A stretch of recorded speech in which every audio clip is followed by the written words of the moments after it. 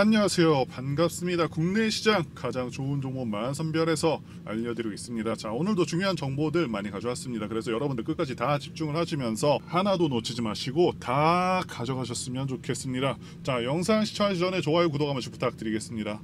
말씀드릴 종목은요, 두산 에너빌리티고요. 자, 최근에 큰 하락이 나오고 있고 현재까지도 주가가 좀 좋지 않은 상황인데, 우선 결론부터 말씀드리자면은 두산 에너빌리티는 아직도 시작도 안 했고요. 앞날이 정말로 밝습니다. 최근에 여러 가지 흉흉한 이야기들도 돌고 있지만 절대 개의치 마셨으면 좋겠고요. 자, 혹시라도 큰 손실을 보고 있으시더라도 진심으로 힘을 내셨으면 좋겠습니다. 일단 미국 시장이 크게 하락을 한 상황이죠. 우리 종목에도 상당히 크게 작용을 하고 있기 때문에 자, 먼저 시장 얘기를 해보도록 하겠습니다. 자, 미국 시장이 정말 큰 폭으로 떨어졌는데요. 지금 테슬라와 구글을 포함해서 거대 기술 기업, 즉 빅테크 기업들의 실적이 기대치를 하회하면서 실망 매물들이 좀 쏟아져 나왔고요. 자, 테슬라 같은 경우는 실적 하락에 따른 12%의 주가 하락이 있었고요. 그리고 구글 같은 경우는 광고 수익이 예상치를 밑돌았고 AI에 대한 투자 비용이 예상을 훨씬 뛰어넘으면서 구글의 모회사 알파벳이 5% 정도 하락을 했습니다. 그러면서 국내 투자자분들도 국내 증시에 큰 영향이 있지 않을까 하는 그런 우려를 하고 계시는데요. 자, 그런데 일단 나스닥 차트 한번 보시면은 나스닥 같은 경우는 올해뿐만 아니라 작년부터 해서요, 지속적으로 상승하면서 엄청나게 올라와 있는 상황이기 때문에 자, 지금과 같은 이런 조정은 거품을 빼기 위한 그 정도의 조정으로 볼 수가 있고, 사실 많이 오른 만큼 많이 빠질 수도 있다라고 볼 수가 있는 부분이 되겠습니다. 비교해서 우리 증시를 보시게 되면은 작년부터 해서 지금까지 별로 올라온 게 없습니다. 자, 2018년과 비교해도 거의 올라온 것이 없는 수준이고요. 그래서 하락도 또한 제한적으로 보는 것이 맞겠습니다. 자, 그리고 또 지수 하락이 좀 나오고 있지만 올해 같은 경우는요, 코스피는 계속해서 바닥을 높이면서 상승 추세를 이어가고 있는 상황이고요. 현재 구간은 더욱더 크게 상승하기 위해서 힘을 모으는 구간으로 보고 있습니다. 자, 그렇기 때문에 현 시점에서 너무 걱정하지 않으셔도 된다라고 말씀드리고 싶습니다. 자, 이제 종목 관련해서 말씀드려 보도록 하겠습니다. 자, 가장 중요한 내용 중 하나죠.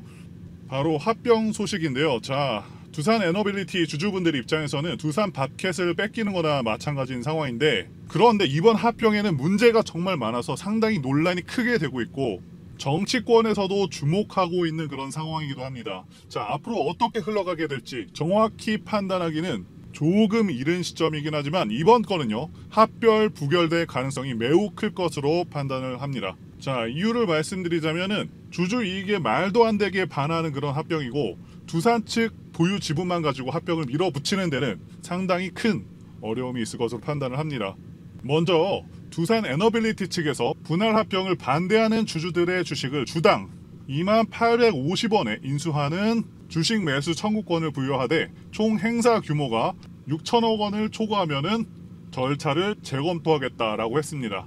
자, 그러니까 소액 주주가 보유한 4억 600만 주 정도에서 자, 그 중에서 7% 정도인 2877만 주, 자, 이 정도의 반대 의사가 모이면은 합병이 무산될 가능성이 굉장히 높아지고요. 현재 국민연금이 총 지분의 6.78%를 가지고 있는데 국민연금이 반대해버리면은 그대로 무산될 수 있는 그런 상황입니다. 한마디로 합병은 이미 여론적으로 굉장히 안 좋아진 상황이기도 해서 사실상 물 건너갔다라고 보시는 게 맞을 것 같습니다. 자, 일단 합병 문제는 주주분들 입장에서는 골칫거리지만 개인적으로는 90% 이상 부결되겠다고 확신을 들고 있고요. 자, 어쨌든 두산 에너빌리티는 앞으로 상당히 비전이 큽니다. 지금 정부에서도 굉장히 적극적으로 밀어주고 있습니다. 현재 정부의 120개 국정과제 중에서 탈원전 정책 폐기가 다 들어가 있고요. 원자력 사업 생태계를 강화한다라는 내용도 또한 들어가 있습니다. 그래서 2021년 기준 원전 비중이 27% 정도밖에 안 됐었는데 30% 이상, 그러니까 앞으로 30%, 35%, 40% 계속해서 늘려갈 수가 있겠다라는 것이고요. 화석 연료 의존도를 20%로 정확히는 20% 정도를 낮추겠다라는 목표를 세우고 있습니다. 게다가 원전이 앞으로 더욱더 글로벌화되고 산업이 커지고 있는 상황이고요. 원전 건설 단가가 킬로와트당 357불로 한국이 가장 저렴합니다. 지금 체코 외에도 폴란드, 핀란드, 루마니아, 영국, UAE 등의 국가에서도 원전 건설 관련 스케줄이 계속해서 구체화될 전망이기도 하고요.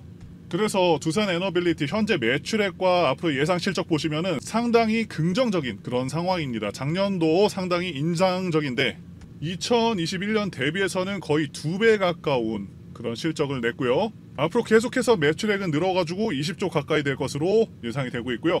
영업이익도 매년 2천억에서 3천억 정도가 늘어날 것으로 전망이 되고 있습니다.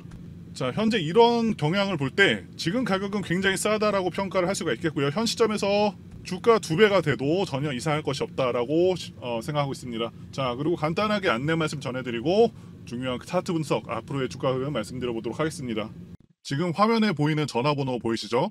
화면에 보이는 제 개인 전화번호로 이분처럼 이렇게 1이라고만 쓰셔서 문자 보내주시면 이분이 받으신 것과 동일한 문자를 당장 내일부터 받아보실 수가 있으십니다. 자, 일단 이분 같은 경우는 지난 6월 27일 이렇게 1이라고 쓰셔서 문자 보내주셨고, 제가 이 문자를 확인하고 다음 날인 6월 28일 무료 단기 종목입니다 라고 하면서 문자를 보내드렸죠. 자, 그리고 종목명으로 HLB 말씀드리고 FDA 미팅 호재 관련 모멘텀이 있다라고 말씀을 드렸습니다. 자, 분명히 FDA 미팅이 호재가 될 것이라는 것을 뒷받침하는 그런 근거가 있었기 때문에 확신을 가지고 진행을 할 수가 있었고요. 자, 그러면서 여기 보시면 아시겠지만 정확하게 매수 가격으로 58,800원 이하라고 말씀을 드렸습니다. 자, 그러니까 애매하게 뭐 식초가에 매수하세요, 아니면 장 시작하자마자 매수하세요, 이런 식으로 말씀드린 게 아니라 정확하게 58,800원 이하라고 가격을 말씀드렸습니다. 제가 증거를 남겨놓기 위해서 해당 종목 매수 영상을 찍어놨고요. 한번 보도록 하겠습니다. 자, 이 당시가 본격적인 급등이 나오기 바로 직전, 거의 저점에서의 모습이죠. 58,800원 이하인 58,600원에서 매수를 진행을 했었고요. 자, 이제 주봉 차트를 보시게 되면 현재 두산 에너빌리티 같은 경우는 지난 2021년 고점을 찍고 나서 계속해서 하락을 거듭하면서 2022년에 이때 최저점을 찍었었죠. 최고점 대비 최저점까지 60% 정도의 하락이 있었고요. 자, 정말 많이 하락을 했었고요. 상당히 가격 조정이 크게 이루어졌다라고 말씀드릴 수가 있고, 또 하나 중요한 것은 2021년부터 거의 3년에 가까운 이 기간 동안 충분한 기간 조정 및 하락 조정이 다 완료가 됐다라고 말씀드릴 수가 있을 것 같습니다. 또한 수급 분석도 굉장히 중요한데, 수급을 보시게 되면은 5월부터 해서 누적으로 봤을 때 외국인 자금이 엄청나게 들어왔었습니다. 자, 2달간 2천만 주 가까이 들어왔었고, 자, 물론 최근에 400만 주를 좀 이때 털기도 했었지만 그 이후로 계속해서 다시 한번 매집을 하고 있는 그런 상황으로 보여지고 있고요. 지난 5월부터 매집을 해온 상황이기 때문에 이들의 평단가가 생각보다 상당히 높습니다. 대략적으로 19,000원 근처라고 판단을 하고 있고요. 현 시점까지 거의 대부분의 물량을 그대로 가지고 있는 그런 상황이기 때문에 약간의 손실을 보고 있겠다라고 판단을 하고 있습니다. 지금 합병 추진으로 인해서 주가가 조금 더 밀리고 있는 상황으로 전개가 되고 있는데, 자, 결국에는 합병은 힘들어질 수 있는 그런 상황으로 보고 있고요. 그렇다는 것은 추후 합병 무산 시 호재로 작용을 해서 탄력적으로 주가가 올라갈 수 있는 그런 상황이다 라고 말씀드릴 수 있을 것 같습니다. 자, 다시 차트로 돌아와서 보시면 이 최저점을 기점으로 해서 전반적으로 삼각 수렴이 이렇게 진행이 되고 있고요. 현재 확실하게 상단 추세선을 돌파한 상황이기 때문에 이제는 추세가 상승으로 전환되었다라고 보시는 게 맞겠고요. 제가 항상 최저점을 말씀드리고 강조를 드렸었는데, 왜냐하면 엘리어트 파동 이론상 주식은 이 최저점을 기준으로 해서 상승 5파가 시작이 됩니다. 자, 그래서 두산 에너빌리티에 적용을 해보시면 지난 2020년도에 상승 1파, 2파, 3파, 4파, 5파까지 완료가 됐고 하락 3파까지 정확히 끝이 났다고 이때 말씀을 드렸죠. 이때 끝났다고. 자, 그리고 또 중요한 것은 하락 파동에서 하락 1파의 크기와 3파의 크기가 완벽하게 동일합니다. 자로 재보시면은 여기의 길이와 여기의 길이가 완벽하게 동일하죠. 그렇기 때문에 하락 3파 완벽하게 이때 종료가 된 게 맞고요. 자, 그렇다는 것은 이 시점을 기점으로 상승 5파를 기대할 수가 있다라는 거죠.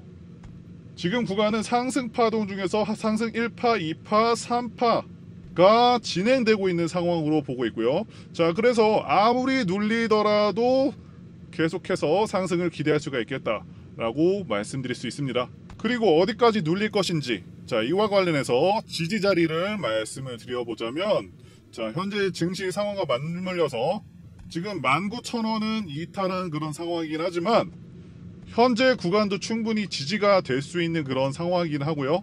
이때 발생한 갭을 메꾸면서 18,300원까지는 일단 하락하는지 한번 지켜볼 필요는 있다고 봅니다. 자, 그렇기 때문에 지금 구간은 굉장히 중요한 구간이고, 말씀드렸다시피 외인들의 평단가 근처기 때문에 굉장히 이 구간 중요하고 지지가 나오기 굉장히 좋은 구간이다 말씀드리겠고요. 결론적으로 현재 상승의 초입 구간으로 보고 있기 때문에 차트상 굉장히 긍정적인 흐름 기대할 수 있겠다 말씀드릴 수가 있겠습니다.